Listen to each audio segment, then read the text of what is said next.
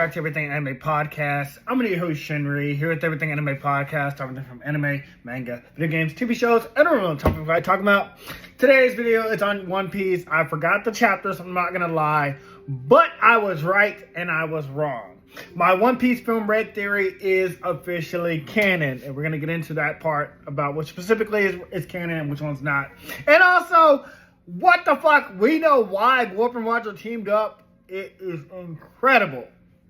Anyways, without further ado, let's get into the video right now. So, when we last left off, Emu showed up on God Valley. Like, in front of Roger, in front of Garp, in front of the Kaido, Whitebeard. Big Mom was knocked out, and Rox. And they were just like, what the fuck is that? And Rox says, the world. And we were like, what the fuck? Emu was on God Valley. All we knew was about Rox and Goldie Roger taking out Rox, killing Warps, their legendary team up.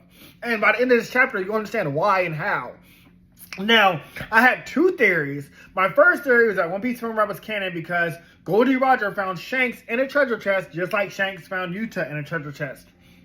The second theory was that Rox would be the one to kill Aris and Blackbeard. We know Blackbeard's alive, but he'd be the one to kill his wife Aris because Emu would like turn him or whatever and make him kill his family. That was kind of right, except Ares does not die at all. But how we're going to get into that. So, Emu, after showing up, immediately just started killing everybody about prejudice. Emu was like, oh, y'all see my body, y'all see my real form, y'all see my real face, oh, you gotta die. We talking Marines, we talking Admirals, we talking pirates, Goldie Roger's pirate crew, Rox's pirate crew, Garp's Marines, everybody dying. Emu's just give everybody the hands, or spider legs. I don't know if Emu's a spider as well. They keep referring to Emu as a spider, but that'd be kind of weird when we already got Saint Saturn as a spider. Although they do refer to him as Saint Saturn as well. Some of the Marines do. So, I'm kind of confused about what's going on here. Maybe Emu possessed Saint Saturn and is using his spider powers. Because we know Emu can possess bodies because currently he's in control of Gunko. But the fact that Emu's body is shadowed and it's not showing the spider, it's not showing Saint Saturn, gives me the fact that Emu actually showed up. But maybe he can use the other's abilities. I'm not sure. We need to see more of Emu. And we did not get Emu's face reveal. I thought we get Emu's face reveal. We don't get that. But the flashback ain't over anyway. Anyways, oh yeah, I've already talked about that because yeah, I was talking about how it could be a misdirection because they're all calling him Mr. Saturn or Saint Saturn. But again, we just talked about that. Garp and Roger were telling them to flee and they'll deal with Emu themselves. They're like, hey, you guys get out of here. They're like, hey, Rox, Rox. Yeah, I think Rox hadn't been possessed yet. They're like, Rox, we gotta go. Rox is like, no, you get out of here. They're like, Garp, hey, Captain Garp, Vice Admiral Garp, we gotta get out of here. What's going on? Garp's like, no, you guys get out of here. I'm not leaving without Roger.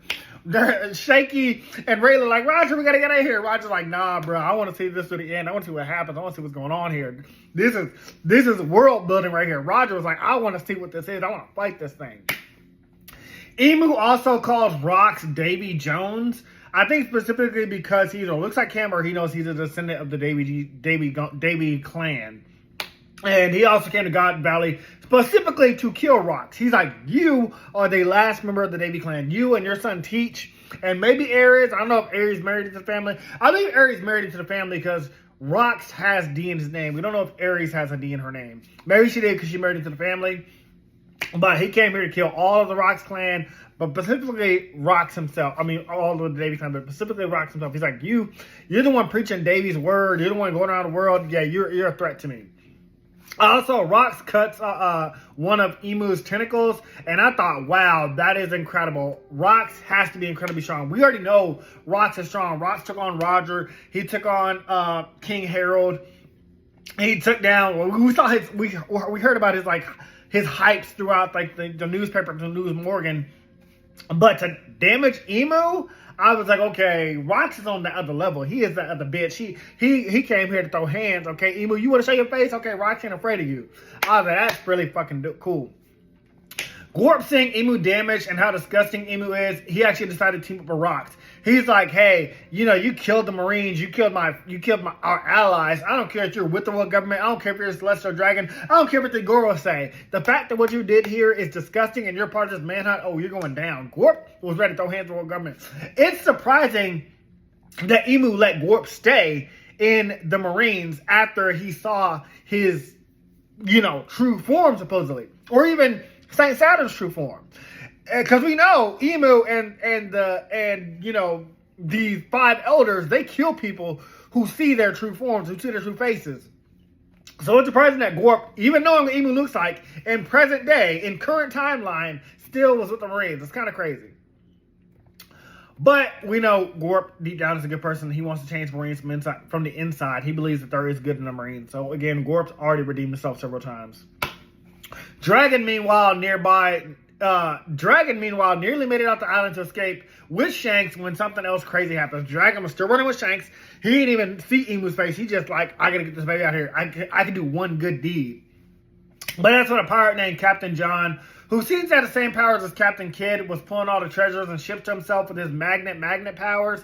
I can't remember what Captain Kidd's powers were. I think it was magnet powers. I know it had something to do with magnetism. Like he pulled like all metal and bullets and guns to like his body and stuff like that. But I'm not sure if it's a magnet fruit. It could be, because we never heard of Captain John before, and Captain John has no relevance other than this one moment. But he was quickly shot down by another pirate because all they wanted was the berries for themselves. So while Dragon is trying to escape with Shanks, Dragon's not worried about treasure. He's just trying to escape with Shanks. He gets shot in the back by a random pirate because they're all trying to get that treasure that Captain John with his magnet powers are drawn into him. And I was like, getting closer, it's like, my theory is going to be true. Shanks is going to go into a treasure chest somehow, some way, end up on Roger's ship. Roger's going to open it, and that's going to be like the little teaser we got in One Piece Film Red.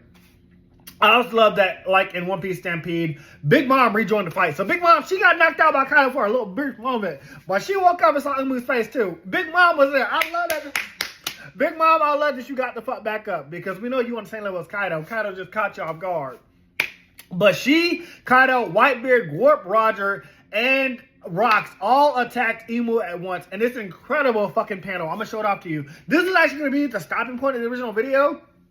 But there was too much hype on where it ended. But I love this shot where they all just attack Emu. It's like giving One Piece Stampede when Buggy the Clown, Trafalgar Law, Boa Hancock, Luffy, and I think, who was the 5th one? Kids. I forgot who the last one was, but they all, or maybe Usopp, but they all had attacked Bullet at the same time and it damaged him. It was given that. I was clapping my hands reading it. And it seemed like they obliterated Emu's body or like did like some damage to him, but he knocked out the weaker ones with the Supreme Conqueror's Haki. So like these guys, the captains, Big Mom, Kaido, Garp, Roger, Rocks, they weren't fazed by Emu using the Conqueror's Haki. But the others that were showing the island, they got knocked out. And Emu just looking like, oh, you didn't damage my body. But he wasn't even worried about it. He was like, oh, this ain't nothing to me. So I have a feeling once we get to the final battle of Emu, all of the Straw Hats are going to team up together and do some damage. I have a feeling it's going to be like a team-up battle. I can't wait to see it. Just like, again, in One Piece Film Red and Stampede. I can't wait to see it. And then Shanks crawls into a treasure chest. Shanks and the baby was not affected by Conqueror's Haki. Shanks and the baby, I don't know if it's because of his daddy, St. Garling, but Shanks and the baby did not get knocked out by Conqueror's Haki. He crawled into that chest, and then it once again confirmed One Piece Film Red is canon. At least that part about Goldie Roger finding Shanks in the treasure chest and Shanks finding Yuta in the treasure chest. I also love that Garp and Roger were arguing about which one did the best blow to Emu's body. It's given, again, I love the childish nature of all these characters. It's given like when Luffy was with Trafalgar Law and Captain Kidd, and Big Mom had shot like them fireballs at her, and Luffy's like the first one to dodge was a coward. And at first, Trafalgar Law and Kidd like, we ain't play your stupid games. And Luffy's like, I guess you're a coward then. And all of a sudden they're like trying not to dodge it. Oh my god. よし決めたあいつの技先に避けたやつ隠してドルかバカ野郎そうやってすぐにくだらねえゲームを持ちかけるそういうところでてめえらが大物になれねえ理由はいいぞじゃあお前ら隠したはあやってろ勝手に俺はどうでもいい早く逃げろよ危険野郎早く避けろヘタレおい来るぞ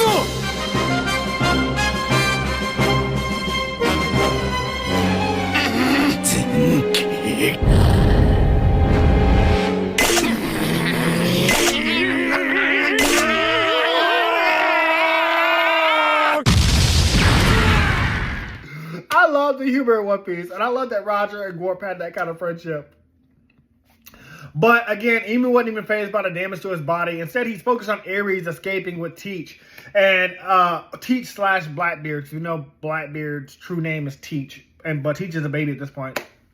Which triggers Blackbeard. And as I thought, like, Rox would probably get killed, protecting him. Oh, so this is my theory. I theorized that Rox would be ordered by Emu and somehow, some way, are possessed to go after Ares and Teach and kill his family.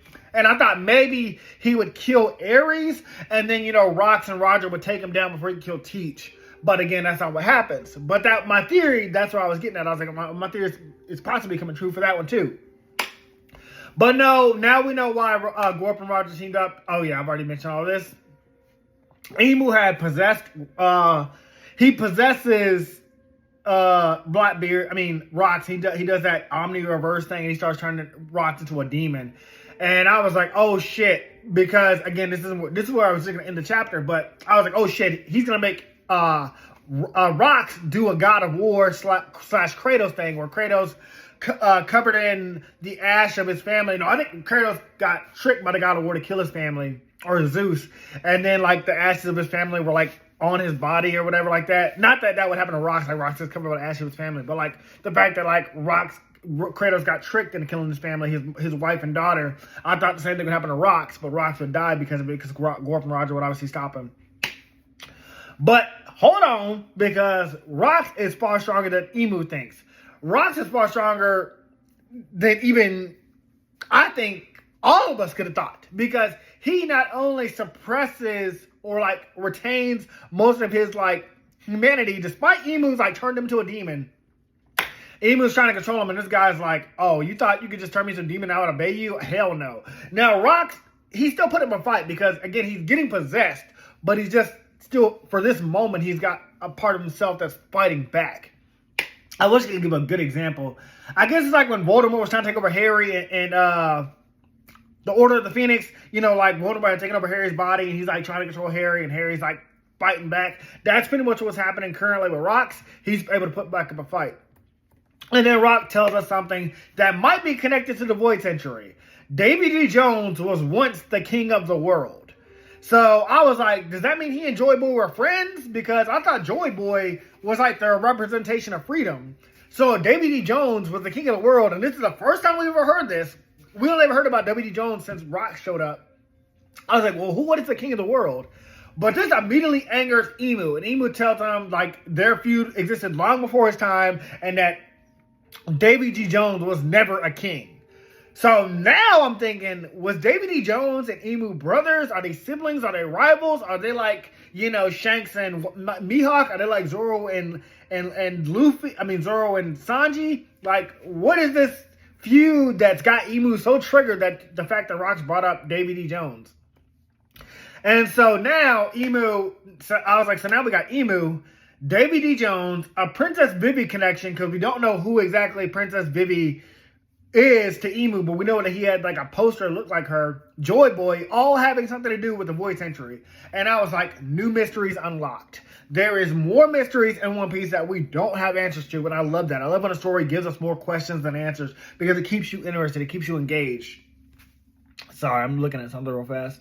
I'll check that out in a second. And apparently, the Davy clan had made a promise to Emu, and I was curious if this is what Rox meant when he promised Emu that he'd be back, like when he met him at the Reverie. We don't know what this promise is. Maybe it was a promise to defeat you. Maybe it was a promise to reclaim his place on the throne. We don't exactly know. But hopefully we find out, and hopefully it's fucking epic, whatever this promise that Davy D. Jones made to Rox. And what does Davy D. Jones look like? I can't wait to see that too. We've never seen what Davy D. Jones looks like. And then Rox goes on to say, who are you more afraid of, Joy Boy or Davy D. Jones? And again, I was just like, what's going on? We know Joy Boy can't be Davy D. Jones at the same time. So I guess there's two people that Emu's afraid of. Emu's afraid of Joy Boy, and Emu's afraid of Davy D. Jones. Crazy, like, theories that just we want answers to. Mew, however, argues that he's found the giants and they'll protect them, so Emu is afraid. Or Mew, they call him both. But I'm going to call him Emu. Emu's like, oh, I ain't afraid of rocks or Joy Boy or David D. Jones or rocks. I got control of the giants. King Harold wants to join the world government. And what's an easier way to trick somebody than when they want something from you and only you can give it to them? King Harold wanted to join the world government. And what did Emu tell him? He's like, kill rocks and I will let you join the world government. And we already know Emu just must turn them into, demons, which he currently did in this current time on Elbath. So, and Rox is like, well, you're an idiot because the giants no longer are warriors. They seek peace. King Harold doesn't want to seek war. But again, talking about current time, Emu already knows that. He's like, oh, well, I'll give them peace. I'll let them join the world government. But once they join, I'm going to just trick their ass and turn them into demons anyway. Then they're going to lose their willpower to me anyway. Because right now he's got control of Bragi, Dory, and all the 100 giant pirates, which we know probably by the end of Elbath they'll be freed. I don't know how yet. We'll have to wait and see what happens with that. But I have a feeling that they'll all be freed, of course. And ironically, Joy Boy / Luffy's there, and Emu's currently there in control of Gunko. So we already know they about to have a clash, and maybe David D. Jones' flashback will happen. I don't know. We'll see. Mew then forces more power into Rox, and Rox slowly begins to lose himself as he declares that David D. Jones' promise will never be fulfilled. I guess Mew had got so pissed off by David D. Jones, he's like, you are going to take this power. He put all his energy into taking over fucking Rox, which just shows how incredibly strong Rox has to be. Fully transformed into a devil, Rox immediately takes down Kaido and then Big Mom, then goes to join the action, but I already knew like he'd have to die at this point. Like obviously Rox would be stopped before he gets to kill his family. But I do like that, even though he took Big Mom out with one punch, he took Kaido down with one punch. But when he got to Whitebeard and him clashed, and there was an earthquake. And Whitebeard didn't get stopped. Whitebeard didn't stop Rox. But the fact that he paused him even for a second, bitch, that just shows that Whitebeard was also that bitch. Okay, just love it. Whitebeard was so fucking strong, and it's an incredible panel. I'm gonna make sure I show it off for a few seconds. I'll try to add in the Big Mom and Kaido panels as well, but man, he took them out with one hit. But when he got to Whitebeard was holding his ground for a little bit. And one thing, no, we don't see Whitebeard taken out. The next time we see Blackbeard, the next time we see Rox, he's just running past. Like, we never see him take out Whitebeard, but you have to assume he did. However, also, Whitebeard and Rox's clash split God Valley in half. Like, God Valley broke in half because of their clash, which is also really fucking cool. I love that. I love seeing that as well. Although we don't know what God Valley looks like currently. But I wish, maybe it had been, a joined together island and then, their clash had split the island. Because the island was already split in half. It just caused the other half to collapse. But it'd been cooler if, it had caused it to split. That their battle had done that, something like that. Meanwhile, everyone else in God Valley is fleeing. The Celestial Dragons, and I hate that any of them fucking survived. I hate that the Celestial Dragons were able to get off the island. They're threatening to kill any Marines that survived. They're like, y'all caused it to happen. Y'all interrupted our game. Y'all interrupted our manhunt. Y'all had all these monsters and pirates attacking us and stealing our loot and losing our devil fruits. Oh, all y'all gonna pay for this. We're gonna find out one of y'all and y'all are gonna be executed for this. I hate the Celestial Dragons. We all hate the Celestial Dragons. Fuck them Celestial Dragons. Them Marines should have threw them Celestial Dragons in the water right then and there or something. Let them drown or whatever. And Rayleigh with Shaky and the Roger Pirates crew flee back to their own ship while holding the treasure chest that has Shanks inside. You can see the Z's in front of it. Again, that's why when you read manga panels, you gotta look at everything because the little details matter. But yes, Shanks is on officially Roger's crew. This is where One Piece Film Red officially became canon for sure. Undisputable.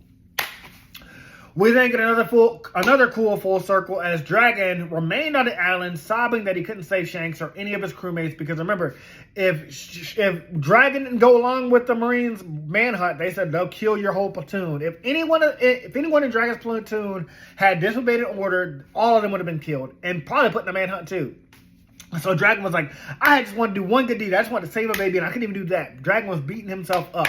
And I love that this is a full circle for them because Kuma, Ivankov, and Kuma's right hand, Ivankov's right hand, were still on the island looking for survivors. Ivankov's like, Kuma, we got to get the fuck out of here. And Kuma's like, no, there might still be survivors. Now, what I thought was going to happen was that Dragon, Kuma, Ivankov, and the kid would all escape together at once. And that's how we get the full circle of Dragon and them becoming the Revolutionary Army, which would have been fucking cool. But that's not what happened. We also get to see Shiki fleeing off in his own, and we know that he has the float fruit, which if you haven't seen One Piece Strong World, watch One Piece Strong World. This is where Shiki went off on his own. And I know the One Piece movies aren't canon, but the fact that Shiki was a part of the Rocks Pirates, he did fight Goldie Roger as he said, because he was a part of the Rocks' pirate crew. Yeah, watch One Piece Strong World. Watch all the One Piece movies. They all on Netflix, you know. They all on there. At this point, if you're caught up this far in One Piece, you can watch all the movies and you'll know what's going on. You'll know who all these characters are. And then the worst thing happens. Rocks catches up with Ares and Teach. He is threatening to kill them both.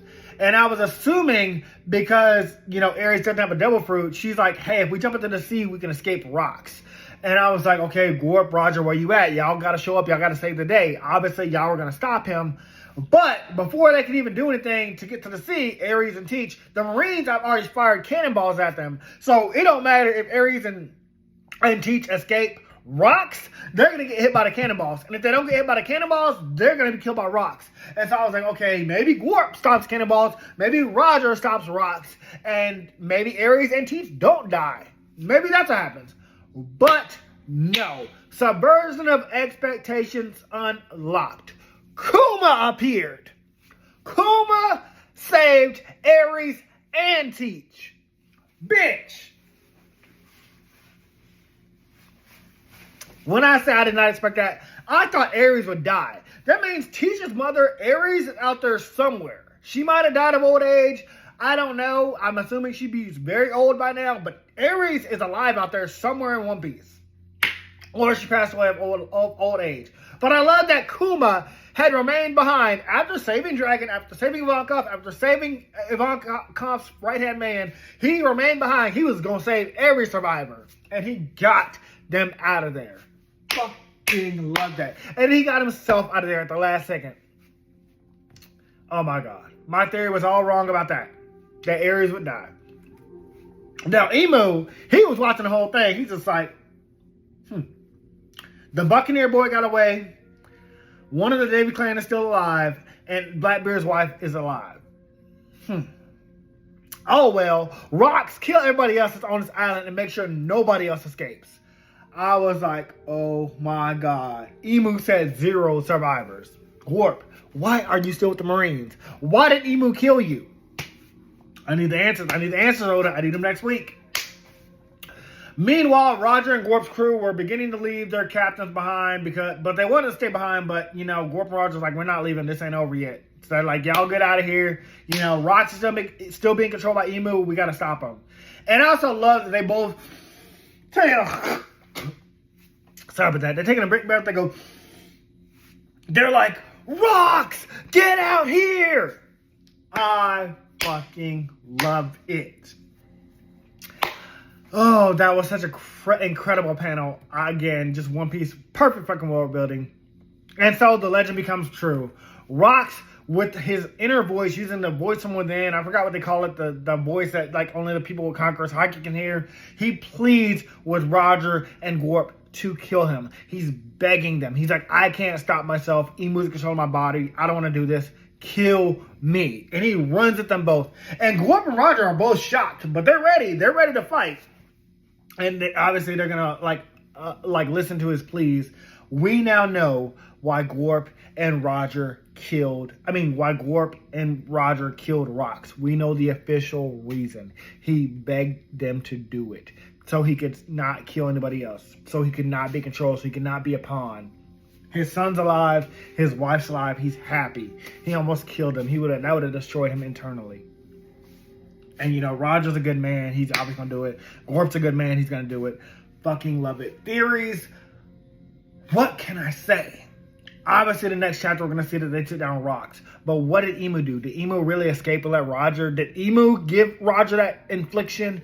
Is Emu the reason that Garp, you know, changed his ways? But even though he still wanted Luffy and Ace to join the Marines, and he wanted his son to not become a revolutionary? So many questions. Who is Davy D. Jones? You know, when are we going to see him?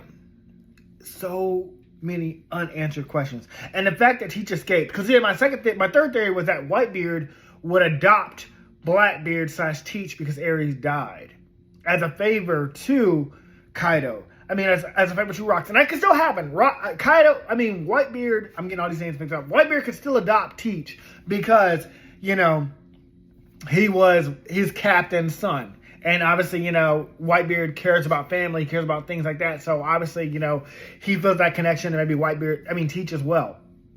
But, oh my God. I don't know.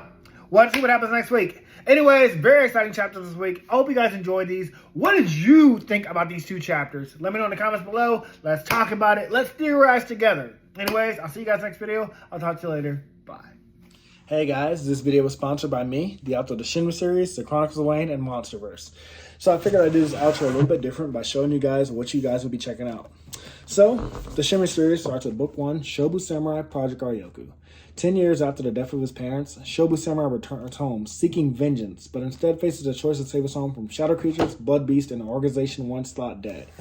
Shinry's Shobu Samurai starts at $9.99. And if you love anime, manga, Naruto, One Piece, Bleach, Yu Yu Hakusho, Fairy Tail, Shaman King, Rave Master, Zatch Bell, anything like that, the Shinry series is definitely the series for you. You'll definitely want to check it out.